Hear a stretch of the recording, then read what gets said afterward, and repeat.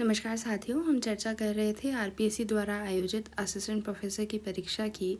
हमने लोक प्रशासन विषय के बारे में बात की, उसके पेपर 1 और पेपर 2 की आंसर की हमने साथ में सॉल्व की और वो हमारे चैनल पे प्लेलिस्ट के रूप में पूरी तरह से अपडेट कर दी गई है।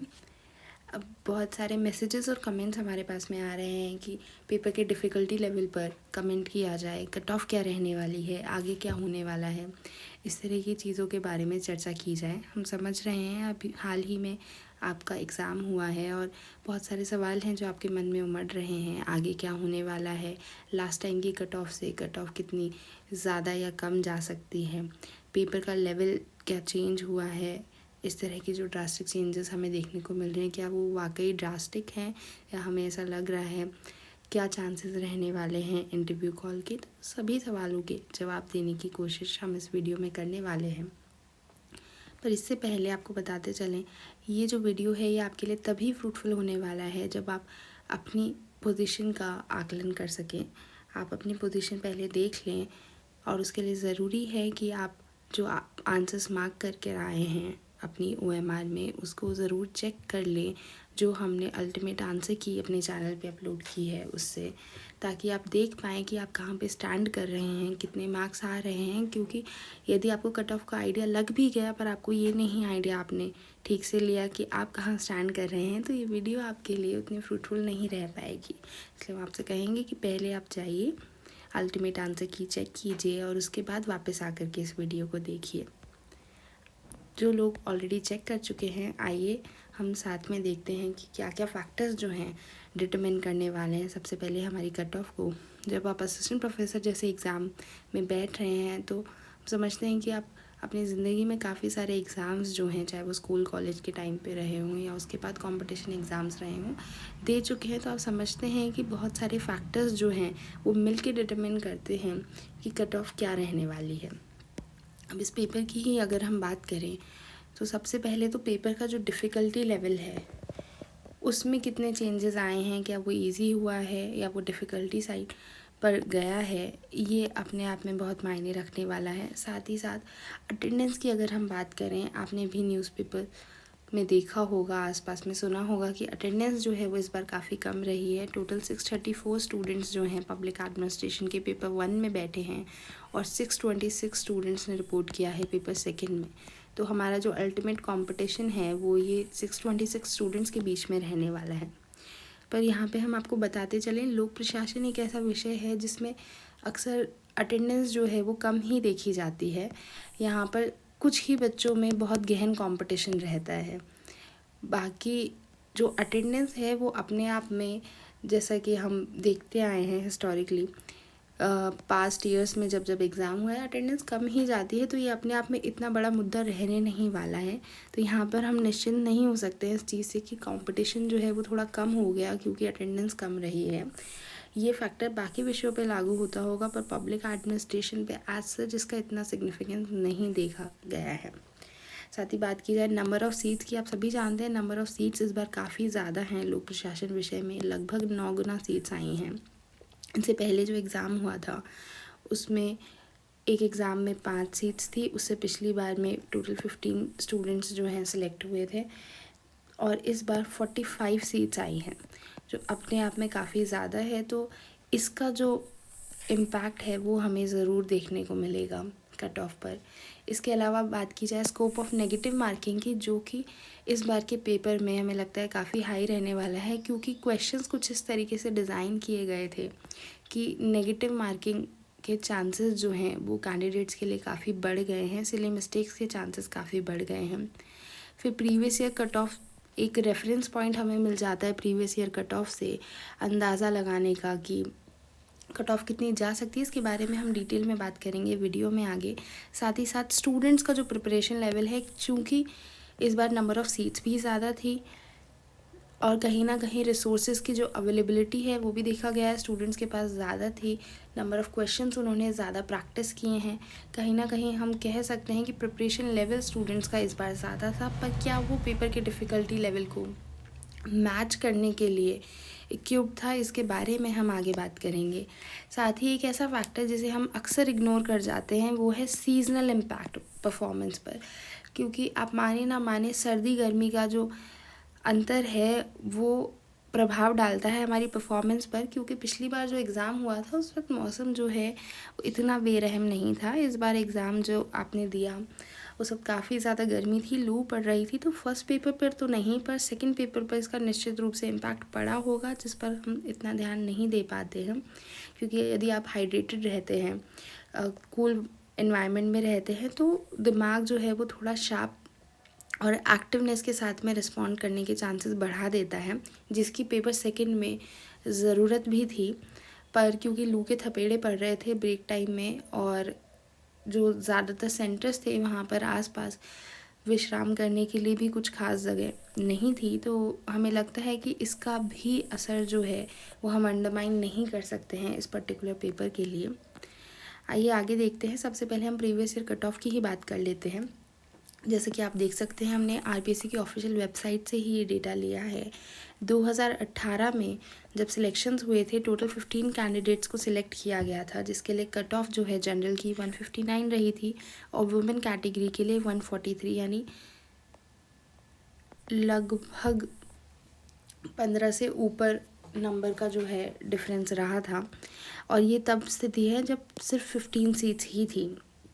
इसके बाद में बात करें 2022 की, तो टोटल जो कैंडिडेट्स हैं वो 6 सिलेक्ट हुए थे 2022 में, और जो कट ऑफ है वो 152 रही थी। यानी आप देख सकते हैं कि ऑलरेडी जब इससे पहले जब पेपर हुआ था 2018 में, तब ज़्यादा सीट्स के बावजूद कट ऑफ ज़्यादा थी, और यहाँ पर कम सीट्स होने के बावजूद कट ऑफ जो है वो पिछली बार से कम रही है। इसके बाद में अगर हम आगे बढ़ें तो प्रीवियस ईयर की जो कट ऑफ है वो अपने आप में एक वैलिड मार्कर नहीं हो सकता है। पहली चीज़ तो हमने यहीं पर देख ली, ज़्यादा सीट होने के बावजूद कट ऑफ ज़्यादा आपको देखने को मिल रही है, जबकि कम सीट्स में भी कट ऑफ कम रही है। इसके अलावा एक और एग्जांपल हम आपको देते हैं। फर्स्ट ग्रेड का एग्ज़ाम होता है राजस्थान में।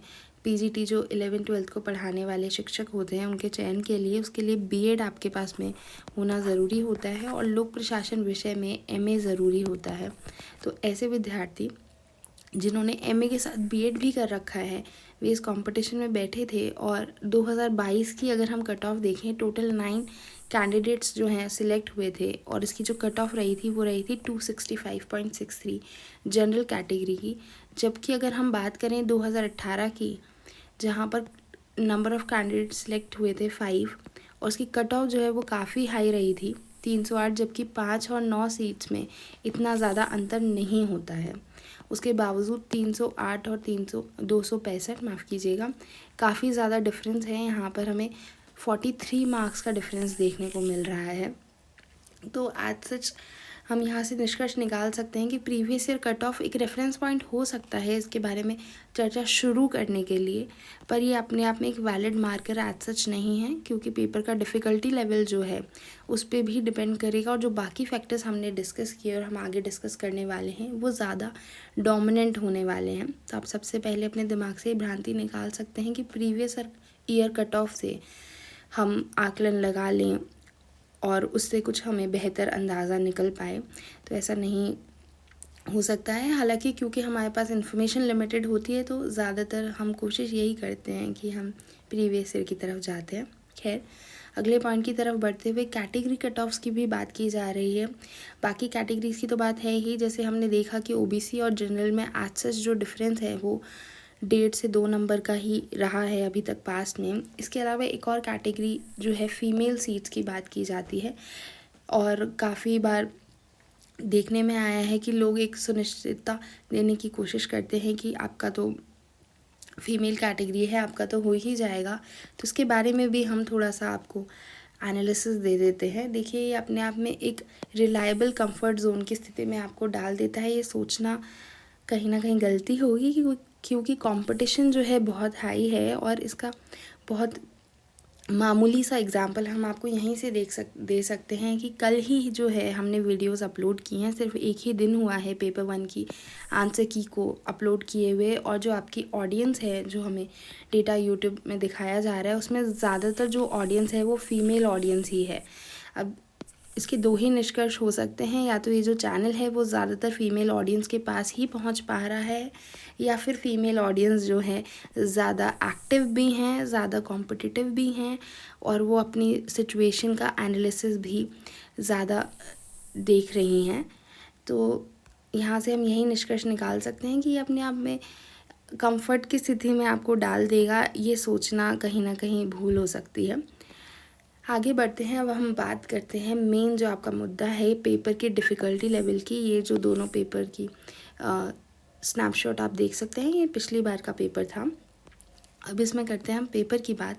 सबसे पहले डिफ़िकल्टी लेवल क्या था, आपने खुद ने भी नोटिस किया होगा। पेपर 1 जो है आपका वो कंपैरेटिवली ज़्यादा डिफ़िकल्ट था पेपर 2 से, अगर हम मोटे तौर पर बात करें। इसके पास की भी हम बात कर लेते हैं। 2022 का जो आपका पेपर था, वो पेपर 2 जो था वो ज़्यादा डिफ़िकल्ट था बजाय पेपर 1 के। और 2018 में वापस वही पैटर्न था। पेपर 1 जो है वो कंपैरेटिवली डिफ़िकल्ट देखा गया था पेपर 2 के। ये पैटर्न अभी तक देखा गया है आरपीएससी का लोक प्रशासन विषय के पेपर्स के लिए। अब पर्टिकुलरली हम बात करते हैं 2024 में जो पेपर आप लिख कर आए हैं, उसकी पेपर 1 जो था वो काफ़ी हद तक अंडरस्टैंडिंग पे बेस्ड था, जबकि पेपर 2 फैक्चुअल था, दिखने में काफ़ी आसान था। बहुत हद तक मुमकिन है कि जब आप सबसे पहले पेपर 2 लिख रहे होंगे तो आपको पेपर काफ़ी आसान लगा होगा। पर यहाँ पर बात आ जाती है डिज़ाइन ऑफ क्वेश्चंस की। क्वेश्चंस कुछ इस तरीके से डिज़ाइन किए गए थे कि गलती होने की जो चांसेस हैं, आपके जो मिस्टेक्स के चांसेस हैं वो बहुत ज़्यादा बढ़ गए हैं। ऐसा नहीं है कि बस 2-3 क्वेश्चन चलो गलत हो जाएंगे, कोई बात नहीं, क्योंकि आप देखेंगे क्वेश्चन स्पेशली जो असर्शन रीज़न यानी कथन कारण वाले जो क्वेश्चंस हैं उसके अंदर ऑलरेडी सब्जेक्टिव इंटरप्रिटेशन तो रहता ही है, पर साथ ही साथ हमें आदत होती है कि ऑप्शन ए जो होगा वो करेक्ट एक्सप्लेनेशन की बात करेगा, ऑप्शन बी जो होगा वो इनकरेक्ट एक्सप्लेनेशन की बात करेगा, ऑप्शन सी जो होगा वो कहेगा कि A is true, B is false, और ऑप्शन डी जो होगा वो इसका उल्टा कथन होगा। पर यहाँ पर इनकी सीक्वेंसिंग को भी गड़बड़ किया गया है, और क्योंकि कैंडिडेट्स जो हैं वो काफ़ी प्रैक्टिस करके आए हैं, तो आपका बाय डिफ़ॉल्ट ही अगर आपको लग रहा है कि करेक्ट एक्सप्लेनेशन है तो आप ए ही मार्क करेंगे बिना उसको पूरा पढ़े हुए। तो काफ़ी हद तक हो सकता है जो लोग बीच में ही एग्ज़ाम की ड्यूरेशन में ओएमआर मार्क करते हैं उन्होंने गलत मार्क कर दिया हो, उस पर ध्यान नहीं गया हो या बाद में ध्यान गया हो। इसके अलावा काफ़ी सारे क्वेश्चंस ऐसे थे जिनमें स्टेटमेंट एज इट इज़ लिखा हुआ था, जैसा कि आप बुक से या अपने रेफरेंस मटेरियल से पढ़ कर आए हैं, एक्सेप्ट एक बट लगा दिया गया। जैसे एक पर्टिकुलर क्वेश्चन है जिसमें बात की जा रही थी राष्ट्रपति की पार्डनिंग पावर की, प्रेसिडेंट की जो पार्डनिंग पावर है, क्षमा करने की जो शक्ति है, उसके बारे में बात की गई थी। उसमें बात की गई थी रेस्पाइट की, विराम की, परिहार की, और इस तरीके से बाकी 2 और क्षमा करने की शक्तियाँ थी, और उनकी एक्सप्लेनेशन दे रखी थी। वो एक्सप्लेनेशन एज इट इज़ थी, जैसे कि आपने या तो कॉन्स्टिट्यूशन से पढ़ी होगी या फिर आपने अपनी किताब से पढ़ी होगी। पर परिहार जो है उसमें बात की गई कि राष्ट्रपति जो हैं वो सज़ा की अवधि में या सज़ा की अमाउंट में चेंज कर सकते हैं along with changing the nature, along with changing the nature, यानी कि सज़ा की जो प्रकृति है उसमें भी बदलाव कर सकते हैं और उसका जो अमाउंट है उसमें भी बदलाव कर सकते हैं। तो एक छोटा सा चेंज उन्होंने कर दिया, जबकि जो हमारा संविधान है उसमें लिखा गया है कि अमाउंट में चेंज कर सकते हैं विदाउट चेंजिंग को उन्होंने रिप्लेस कर दिया अलॉन्ग विथ से, और आपका जो क्वेश्चन है वो गलत हो गया। तो इस तरह के काफ़ी सारे क्वेश्चंस देखने को मिले जिसमें सिर्फ एक वर्ड को रिप्लेस किया गया और क्वेश्चन जो है आपका पूरा चेंज हो गया। लेकिन बाय डिफ़ॉल्ट जो मेमोरी में है, जिसकी इतनी प्रैक्टिस हो चुकी है, कई बार हम उसको पूरा नहीं पढ़ते हैं और सीधे टिक कर देते हैं। वो गलती इस बार काफ़ी देखी गई है। इसके अलावा ऑप्शंस जो हैं उसकी प्लेसिंग की हमने बात की कि जो अक्सर ए ऑप्शन होता है उसको डी पे रख दिया या सी पे रख दिया गया और उसकी वजह से काफ़ी भूल हुई है, या फिर पेपर की ड्यूरेशन में ही आपको पता भी चल गया कि ये गलती हो गई है, तो ओएमआर तब तक आप भर चुके थे। तो सिली मिस्टेक्स के चांसेस भी इसकी वजह से काफ़ी बढ़ गए होंगे। ओवरऑल इम्पैक्ट की अगर हम बात करें टोटल पर, ये ज़रूर है कि पेपर 1 और पेपर 2 दोनों आपस में मिल कर के एक दूसरे को बैलेंस कर रहे थे।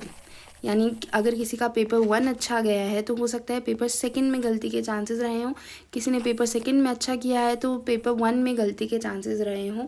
तो कहीं ना कहीं जो आपका ओवरऑल टोटल जो आ रहा है पेपर 1 और 2 का, वो बैलेंस कर देगा। जहाँ तक हम समझ पा रहे हैं अभी तक, जिस तरह से कैंडिडेट्स अपने व्यूज़ दे रहे हैं पेपर को लेकर के, 87 से 90 के बीच में हमें टोटल जो है आपका पेपर 1 और पेपर 2 का मिला करके वो एक सेफ स्कोर के आसपास की सिचुएशन लग रही है, प्रोवाइडेड आपने पेपर 3 जो है वो अपना अच्छा किया है। हालांकि ओवरऑल इंटरव्यू कॉल और उसकी कट ऑफ की बात हम आगे करेंगे। साथ ही साथ सुनने में आया है कि जो बाकी पेपर्स भी हैं हमने देखे हैं, वो डिफ़िकल्टी लेवल पर हायर साइड पर ही देखे गए हैं। बाकी विषयों के भी ज़्यादातर जो पेपर्स हैं उनमें कुछ इसी तरह का पैटर्न देखने में मिला है कि पेपर 1 और 2 में से कोई एक पेपर कंपैरेटिवली डिफ़िकल्ट आया है अंडरस्टैंडिंग बेसिस पे, और दूसरा पेपर कंपैरेटिवली डिफ़िकल्ट आया है फैक्चुअल इन्फॉर्मेशन रिट्राइव करने के बेसिस पर। तो वही चीज़ जो है, वही लीग जो है पब्लिक एडमिनिस्ट्रेशन में भी फॉलो की गई है। Understanding based plus factual information दोनों का बैलेंस जो है वो ज़रूरी है। साथ ही साथ इस बार पर्टिकुलरली कोई एक कॉम्प्रिहेंसिव सोर्स, कोई एक पर्टिकुलर बुक या गाइड जिससे पूरा पेपर आया हो, इस तरह की कोई चीज़ नहीं देखी गई है। दैट मीन्स आपको भी अपने जो सोर्सेज हैं वो डाइवर्सिफाई करने पड़ेंगे, मल्टीपल जगहों से ज्ञान जो है अर्जित करना पड़ेगा इस पेपर में अच्छा करने के लिए। और जो लोग ओपन डायमेंशन से इस पेपर को सॉल्व कर पाए हैं वो कहीं ना कहीं आगे की जो लीग है उसमें लीड भी लेंगे, इसके चांसेस रहेंगे। तो ज़रूरी है कि आप भी अपने पंखों को खोल दें, डाइवर्सिफाई करें अपने सोर्सेज को। अब प्रश्न आता है नाउ व्हाट, अब आगे क्या। सबसे पहले तो जैसे हमने बात की, बहुत अच्छा रहेगा कि आप जान पाएँ कि आप कहाँ स्टैंड कर रहे हैं, आप पेपर कहाँ करके आए हैं, कैसा करके आए हैं। ऐसा कुछ नहीं होता है कि अगर आप अपनी आंसर की अभी देख लेंगे तो उसकी वजह से कोई दिक्कत आने वाली है। अच्छी बात है। हाँ, ये ज़रूर है कि ओवर थिंकिंग ना की जाए इसके बारे में, क्योंकि इसका जो भी रिज़ल्ट है वो फ्यूचर में ही निश्चित होना है।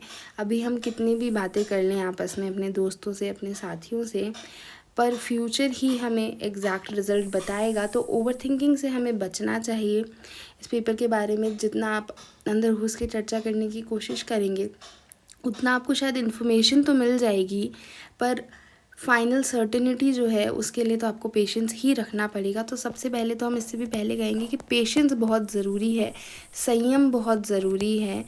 ओवर थिंकिंग में बिल्कुल भी ना फंसे। आप जो भी पढ़ाई कर रहे थे आप उसे कंटिन्यू कीजिए, अपने सोर्सेज को डाइवर्सिफाई कीजिए।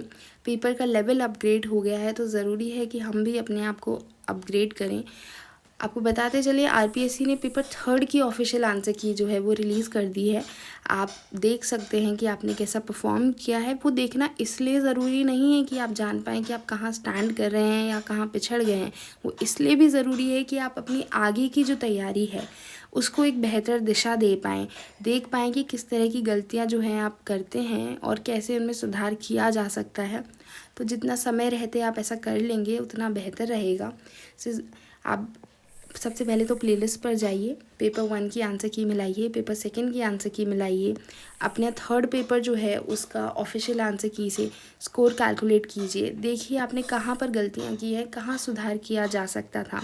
यदि आप पीएचडी कर रहे हैं तो उसे कंटिन्यू कीजिए, बहुत अच्छी बात है।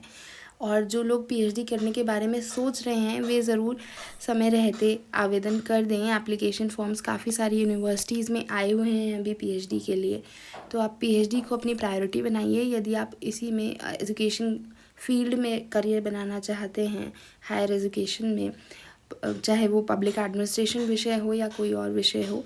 इसके अलावा यदि आपका नेट और सेट हो चुका है तो बहुत अच्छी बात है, सबसे पहले आपको बधाइयाँ। यदि ऐसा नहीं हुआ है तो अभी भी आपके पास मौका है। नेट के फॉर्म्स जो हैं वो आप टाइम रहते भर सकते हैं। अभी जो एग्ज़ाम होने वाला है जून, उसके एप्लीकेशन फॉर्म्स क्लोज़ हो चुके हैं, पर आप आगे की तैयारी कर सकते हैं नेक्स्ट टाइम के लिए, क्योंकि इंटरव्यू से पहले ज़रूरी है कि आपकी जो क्वालिफ़िकेशन क्राइटेरिया है वो मीट हो जाए। इंटरव्यू की डेट से पहले आपका नेट क्वालिफाई होना ज़रूरी है। अब बात करते हैं कट ऑफ प्रेडिक्शन की। तो हमने जब इतनी सारी बातें की हैं, इतने सारे फैक्टर्स डिस्कस किए हैं, वहाँ से कहीं ना कहीं आपको समझ आ चुका होगा कि सर्टेनिटी के साथ में इसके बारे में बात करना, स्पेशली जब अभी तक आपने अपने आंसर्स मैच भी नहीं किए हैं, काफ़ी डिफ़िकल्ट है। पोल हम रख सकते हैं एक, पर उसके लिए ज़रूरी है कि सबसे पहले आप हमें बताएं कि आपने आंसर्स चेक कर लिए हैं। ऑफ कोर्स पोल जो है वो एनोनिमस रहेगा, इसके बारे में हम और आगे जा सकते हैं। उसके लिए ज़रूरी है कि आप कमेंट करें। अगर आप कमेंट करने में कंफर्टेबल नहीं फ़ील करें, आप हमें मैसेज करें, मेल कर सकते हैं आप हमें, इसके बारे में बात करें, क्योंकि जब तक आप हम तक इन्फॉर्मेशन नहीं पहुंचाएंगे, वो इन्फॉर्मेशन हम यूटिलाइज़ नहीं कर पाएंगे एवरेज निकालने के लिए। हालांकि हम आपको इतना ज़रूर बता सकते हैं, मार्केट में अभी तक जितनी बातें हो रही हैं, जितने कैंडिडेट्स हमारे पास में आए हैं, ओवरऑल सब्जेक्ट की पोजीशन हमने आपको बता दी है कि आपके जो दोनों सब्जेक्ट्स हैं उनको मिला करके 82, 85, 87 इस तरह का जो कुछ टोटल है दोनों सब्जेक्ट का, प्रोवाइडेड आपका थर्ड पेपर जो है वो अच्छा रहा हो, कहीं ना कहीं आपको सेफ स्कोर की तरफ लेकर के जाएगा। साथ ही साथ इंटरव्यू कॉल की जो कट ऑफ है वो निश्चित रूप से कम रहने वाली है। सवाल ये उठता है कि कितनी कम रहने वाली है। हमें लगता है कि 90 जो है वो एक डिटर्मिनिंग फैक्टर होगा। 90 के आसपास यदि आप हैं तो ज़रूर आप इस कंपटीशन की रेस में हैं अभी। साथ ही साथ फाइनल कट ऑफ जो है वो हमें लगता है 125 से ऊपर जाना काफ़ी मुश्किल होगा। अगर 125 से ऊपर जाती है फाइनल कट ऑफ, इसका मतलब ये है कि आपके जो साथी हैं उन्होंने अपने आप को समय रहते काफ़ी अपग्रेड कर दिया है। अदरवाइज़ हमारी समझ से 90 और 125 जो है वो डिटर्मिनिंग नंबर्स रहने वाले हैं इंटरव्यू कॉल और फाइनल कट ऑफ के लिए। जो भी होगा इन नंबर्स के नीचे नीचे ही होगा। साथ ही यदि आपको वीडियो पसंद आया, अगर आप एंजॉय कर पा रहे हैं, आपको जो भी इन्फॉर्मेशन हम लेकर आ रहे हैं चैनल पे, चाहे वो आंसर की हो, चाहे वो एनालिसिस हो, यदि आप पब्लिक एडमिनिस्ट्रेशन विषय में रुचि रखते हैं और इसके बारे में ज़्यादा बेहतर समझ डेवलप करना चाहते हैं, कंसेप्ट क्लैरिटी चाहते हैं, तो ज़रूर आप चैनल को सब्सक्राइब कीजिए, लाइक कीजिए। वीडियो को ज़्यादातर जो आपके साथी हैं जो सेम इंटरेस्ट शेयर करते हैं आपके जैसे, उनको ये वीडियोस जो हैं शेयर कीजिए और कमेंट करके हमें बताइए कि आप आगे क्या देखना चाहते हैं, किस तरह के वीडियोस हम आपके लिए लेकर आएँ। अपना और अपना